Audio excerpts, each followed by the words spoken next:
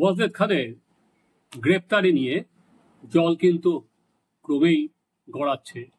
শর্মিষ্ঠা পালনির জামিন মঞ্জুর করেছে হাইকোর্ট, কিন্তু এখনো শর্মিষ্ঠার বিরুদ্ধে যিনি প্রধান অভিযোগকারী ছিলেন এই ওয়াজেদের বিরুদ্ধেও কিন্তু হিন্দু ধর্মীয় ভাবাবেগে আঘাত করার একাধিক অভিযোগ সামনে এসেছে এবং সেই ওয়াজেদের বিরুদ্ধে এফআইআর হয়েছে, যেমন কলকাতা থেকে হয়েছে, আসাম থেকে হয়েছে, দিল্লি থেকে হয়েছে, কিন্তু আপাতত ওয়াজেদকে খুঁজে পাওয়া যাচ্ছে না। তার বাবা বলেছেন যে ওয়াজেদকে খুঁজে পাওয়া যাচ্ছে না এবং তার যে এই সমাজ মাধ্যমের অ্যাকাউন্ট সেটাও নাকি হ্যাক করা হয়েছে, তিনি সেটা করেননি।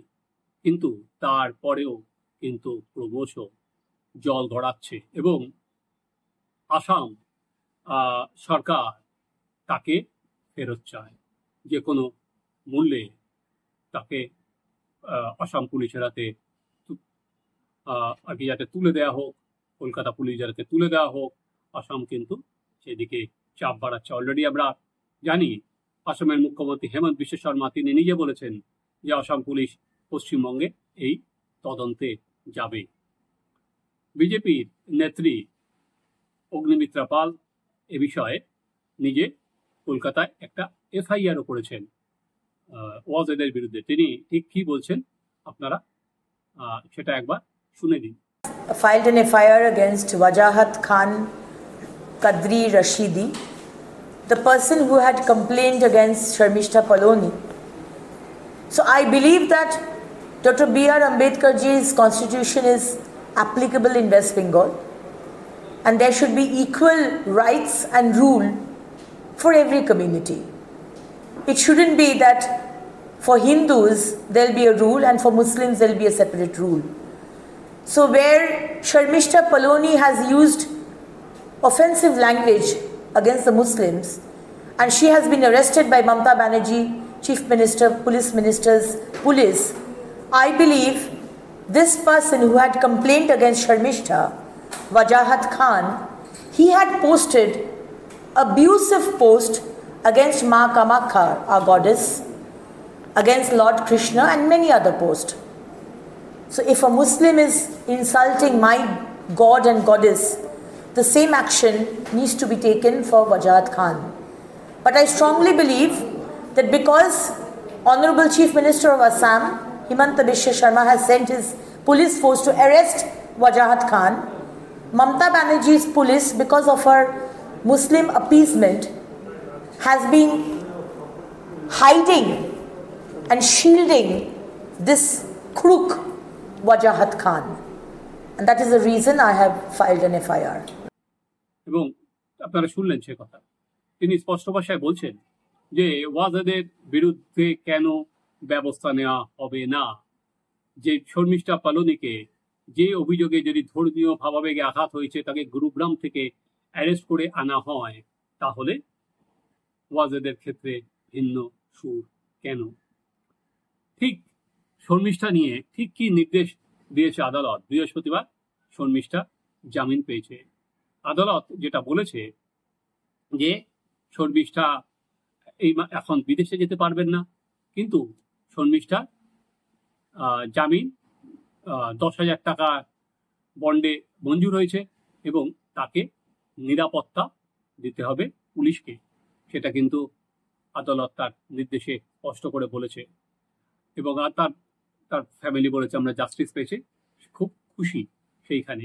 এবার কি হয়েছিল কথোপকথন অবসানকালীন বেঞ্চে, সেটাও আপনাদের সামনে আমি একবার পড়ে শোনাচ্ছি যে আদালত ঠিক কি কথা বলেছে এবং শর্মিষ্ঠার আইনজীবীরা এবং রাজ্য সরকারের তরফে সেখানে ঠিক কি পাল্টা যুক্তি সাজিয়ে তোলা হচ্ছে। কারণ রাজ্য সরকার কিন্তু এখনো পর্যন্ত যেমন আমরা দেখতে পাচ্ছি শর্মিষ্ঠা পালনির গ্রেপ্তারি নিয়ে যতটা তারা আর কি বলা যেতে পারে অতি সক্রিয় ছিল, সেখানে ওয়াজেদকে নিয়ে কিন্তু তারা অতি সক্রিয়ই নয়। তাই আদালত কিন্তু সেই প্রশ্নটাও পর্যন্ত তুলেছে। চলুন আমরা একবারে দেখে নিই আদালত ঠিক কি বলছে। বৃহস্পতিবার দিন আদালতে শর্মিষ্ঠার আইনজীবী যেটা বলেছিলেন, আমরা এফআইআর খারিজ করার আবেদন করতে চাই। তখন এজি অ্যাডভোকেট জেনারেল বলেছেন, আমরা আদালতের নির্দেশ মেনে কেস ডায়েরি সঙ্গে এনেছি। অবমাননাকর মন্তব্যের জন্য বিক্ষোভ হয়েছে। এই ছবি রয়েছে কেন, সেই ছবি রয়েছে কেন কেস ডায়েরিতে, রেগুলার বেঞ্চে পাঠানো হোক এই মামলা।